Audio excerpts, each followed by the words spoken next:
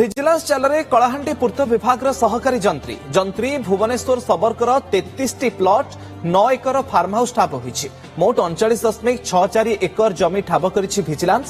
ଯନ୍ତ୍ରୀଙ୍କର 9 acre farm house ସହିତ 8 cabin ବିଶିଷ୍ଟ ଗୋଟିଏ ମାର୍କେଟ କମ୍ପ୍ଲେକ୍ସ ବି ରହିଛି। ଯନ୍ତ୍ରୀ ଭୁବନେଶ୍ୱର ସବରକର ବାସଭବନ ସମେତ 6ଟି ସ୍ଥାନରେ ଚାଲିଛି ରେଡ୍। ଗୋଷାଣୀ ମୁଣ୍ଡା ଭବାନୀପାଟଣା ସହରରେ 2 ମହଲା କୋଠା, କୁସୁମ ଖୁଣ୍ଟିରେ ଥିବା ପୈତୃକ ଘରେ 2 ମହଲା କୋଠା, କିଟ୍ ପଦରେ ଫାର୍ମ ହାଉସ୍, ଦୁଆର ଶୁଣିରେ ନିର୍ମାଣାଧୀନ କୋଠା, ଭବାନୀପାଟଣା ସ୍ଥିତ ଅଫିସରେ ମଧ୍ୟ ଭିଜିଲାନ୍ସ ପକ୍ଷରୁ ଚଢ଼ାଉ ଜାରି ରହିଛି। ଏ ସମ୍ପର୍କରେ ଅଧିକ ସୂଚନା ପାଇଁ ଫୋନ୍ ଲାଇନରେ ଭବାନୀପାଟଣାରୁ ଆମ ପ୍ରତିନିଧି ଶୁଭମ ରୋହିଲା ଆମ ସହିତ ଯୋଡ଼ି ହେଉଛନ୍ତି। ଶୁଭମ, ରେଡ୍ ଏବେ କେମିତି ଚାଲିଛି ସେ ସମ୍ପର୍କରେ ଟିକେ ସୂଚନା ଦିଅନ୍ତୁ। କୋଉଠୁ ଏତେ ସମ୍ପତ୍ତି ସହକାରୀ ଯନ୍ତ୍ରୀ ଜଣକ ଆଣିଲେ, କେବେଠୁ ସ୍କାନରରେ ରହିଥିଲେ, ବର୍ତ୍ତମାନ ସମୟରେ କୋଉଠି କୋଉଠି ତାଙ୍କର ସବୁ ରେଡ୍ କରାଯାଉଛି?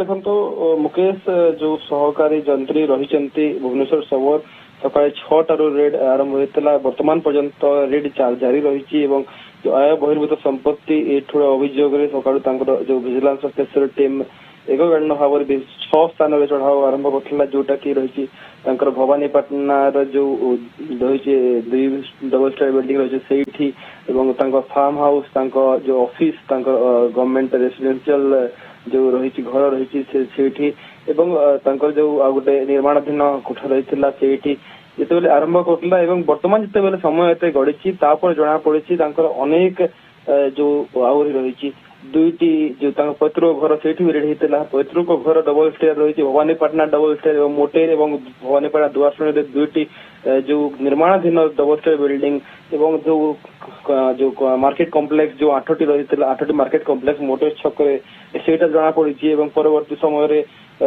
ଫାର୍ମ ହାଉସ୍ ରହିଥିଲା ତା 9 ଏକର ରହିଛି, ବିଳାସପୂର୍ଣ୍ଣ ରହିଛି ଫାର୍ମ ହାଉସ୍ ମଧ୍ୟ। ଦେଖିବାକୁ ଯିବା ବେଲେ ଫାର୍ମ ହାଉସ୍ ମଧ୍ୟରେ ଯୋଉ ପୋଖରୀ ରହିଛି ଏବଂ ଅନେକ ବ୍ୟବସ୍ଥା ତା ସୁନ୍ଦର ବ୍ୟବସ୍ଥା ରହିଛି, ଏବଂ ଯୋଉ 29 ଏକରରୁ ଅଧିକ ଜମି ଯାହାକି 33ଟି ପ୍ଲଟ ସେ ଠାବ ହୋଇଛି। ଏବଂ ଯାହା ଜଣା ପଡୁଛି ଯୋଉଠୁ ପ୍ରମାଣ ହଉଛି ଯେ ଜଣେ ଯୋଉ ସହକାରୀ ଯନ୍ତ୍ରୀ ଯିଏକି କଳାହାଣ୍ଡିରେ ପୂର୍ତ୍ତ ବିଭାଗରେ କାମ କରି ଆସୁଛନ୍ତି ପ୍ରଥମରୁ, ସେ ଆଜି ପର୍ଯ୍ୟନ୍ତ ଯୋଉ ଜେଇ ଥିଲେ, ଜେଇଠୁ ଏସଡିଓ ଯୋଉ ବର୍ତ୍ତମାନ ଆସିଷ୍ଟାଣ୍ଟ ଯୋଉ ଇଞ୍ଜିନିୟର ହେଇଛନ୍ତି, ଏବଂ ଯୋଉ ଭବାନୀପାଟଣାରେ ମଧ୍ୟ କାମ କଲେ, ବର୍ତ୍ତମାନ ଧର୍ମଗଡ଼ ଇନଚାର୍ଜ, ଏବଂ ଯୋଉ ତାଙ୍କ ଅଧୀନରେ ଯେତେ ବି କାମ ହଉଛି, ଯୋଉ ଯେତେ ବି ପୂର୍ତ୍ତ ବିଭାଗର କାମ ହଉଛି, ସେଇଠୁ ସ୍ପଷ୍ଟ ହଉଛି ଯୋଉ ଆଜି ଯେତେ ସମ୍ପତ୍ତି ବାହାରୁଛି। ଶୁଭମ, ଏ ସମ୍ପତ୍ତିର ଉତ୍ସ କଣ, କୋଉଠୁ ଏତେ ସମ୍ପତ୍ତି ଆସିଲା, ଏବଂ ପୂର୍ବରୁ କିଛି ଅଭିଯୋଗ ରହିଥିଲା କି ବାବୁଙ୍କ ନାଁରେ କିଛି ଦୁର୍ନୀତି ଅଭିଯୋଗରେ ଲିପ୍ତ ଥିବାର ସେମିତି କିଛି ଅଭିଯୋଗ ରହିଥିଲା କି, କେବେଠୁ ଏ ଭିଜିଲାନ୍ସର ସ୍କାନରେ ରହିଥିଲେ?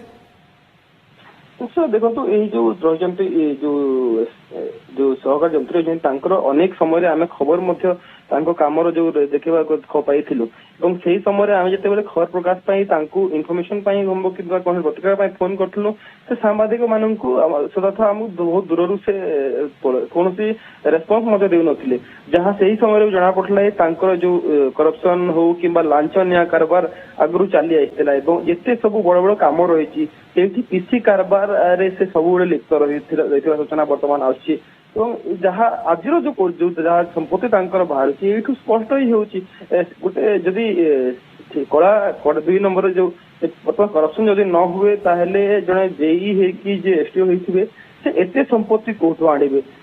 ଆରମ୍ଭରୁ ତ ସେ ସମ୍ପତ୍ତି ନଥିଲା। ଏବଂ ଯୋଉ ବର୍ତ୍ତମାନ 2ଟି ଯୋଉ ନିର୍ମାଣାଧୀନ ଡବଲ ଷ୍ଟେୟାର ବିଲ୍ଡିଂ ରହିଛି, 2ଟି ଏଇଠି ରହିଥିବା, ଗୋଟେ ଭବାନୀପାଟଣା, ଗୋଟେ ତାଙ୍କର ଘର ରହିଥିବା ପରେ ବାଦେ ଆଉ 2ଟି ଡବଲ ଷ୍ଟୋରୀ ବିଲ୍ଡିଂ ବନେଇବା, ଏଇଟା କୋଉଠୁ ପଇସା ଆସୁଛି? ଏଇ ଯେତେ ସମ୍ପତ୍ତି କାହିଁକି ଏବଂ କଣ ଦରକାର ତାଙ୍କୁ ପଡିଲା? ଏବଂ ଏତେ ଯାହା ସ୍ପଷ୍ଟ ହଉଛି ବର୍ତ୍ତମାନ 9ଟି କମ୍ପ୍ଲେକ୍ସ, ଏତେ ଜମି, ଫାର୍ମ ହାଉସ୍, ଏବଂ ଯୋଉ ଚୌକି ରହିଛି ତାଙ୍କ ଘରେ ମଧ୍ୟ ଗୋଟେ କାନ୍ଥରେ ଦେଖିପାରୁଥିଲେ ଆମେ ଲକ୍ଷାଧିକ ଟଙ୍କାରୁ ଉର୍ଦ୍ଧ୍ୱ ହେଇଥିବ ସେଇଠିର ଗୋଟେ। ଆଗକୁ ଆଉ କଣ ସମ୍ପତ୍ତି ଠାବ ହଉଛି ତା ଉପରେ ମଧ୍ୟ ନଜର ରହିବ। ରେଡ୍ ଉପରେ ନଜର ରଖିଥାନ୍ତୁ ଶୁଭମ, ପରବର୍ତ୍ତୀ ସମୟରେ ପୁଣି ଫେରିବୁ ଆପଣଙ୍କ ପାଖକୁ। ବହୁତ ବହୁତ ଧନ୍ୟବାଦ ଆପଣଙ୍କର ସମସ୍ତ ସୂଚନା ପାଇଁ।